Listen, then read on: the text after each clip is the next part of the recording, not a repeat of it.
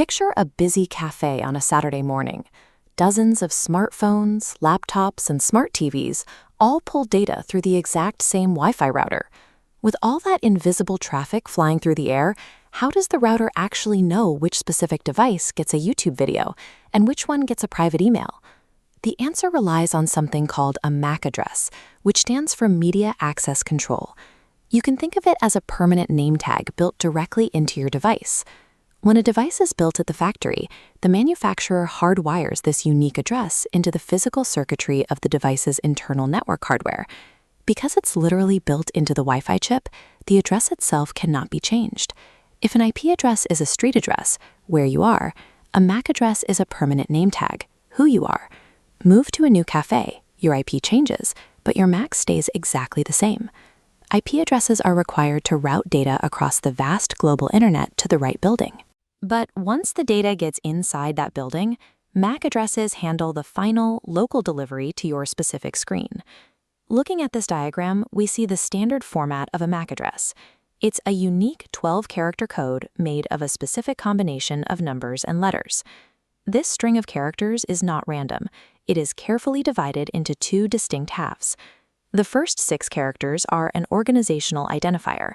They are assigned by an international standards board, and they reveal exactly which hardware manufacturer built the device. In a real-world setting, network administrators rely on these specific prefixes to instantly verify the brands of the networking equipment plugged into their systems. The last 6 characters are assigned by that specific manufacturer. They act as a unique serial number, ensuring that out of the billions of network devices on Earth, no two will ever share the exact same hardware address. So, how does this identifier actually help move data around a local network? The process relies on a piece of hardware called a network switch, which acts as the master traffic director for the local area. This diagram illustrates an internal directory called a MAC address table. As devices connect, the switch builds this table automatically, mapping its physical cable ports directly to the specific MAC addresses of those devices. By consulting this table, the switch performs what is known as unicast delivery. It takes an incoming data packet and sends it down one specific wire to one specific recipient, completely ignoring the other connected devices. Without these tables to target data, the switch would have to broadcast every single file to every device on the network at once. This constant shouting would use up all the available room in the network, creating a massive digital traffic jam that brings everything to a standstill. Because a MAC address is a permanent identifier that constantly broadcasts its presence to nearby routers, it introduces a significant tracking risk. Retailers, airports, and public networks can log these broadcasted addresses. Tracking when a MAC address enters and leaves these zones lets them map how often a device and its owner visits a space.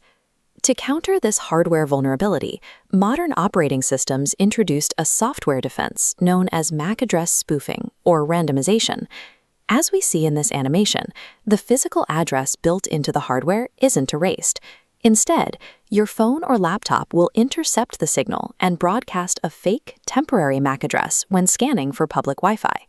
Because this temporary address is randomly generated and constantly changing, third-party data collectors cannot tie your network behavior to a single, consistent identity over time. It is a technique that extends beyond consumer privacy, too. IT administrators and ethical hackers frequently use MAC spoofing to probe corporate networks, testing whether a system is truly secure against unauthorized visitors. Ultimately, the MAC address remains an essential piece of hidden infrastructure. It provides the exact coordination needed to deliver data to your specific screen, balancing the demand for seamless local networking with the modern necessity of digital privacy.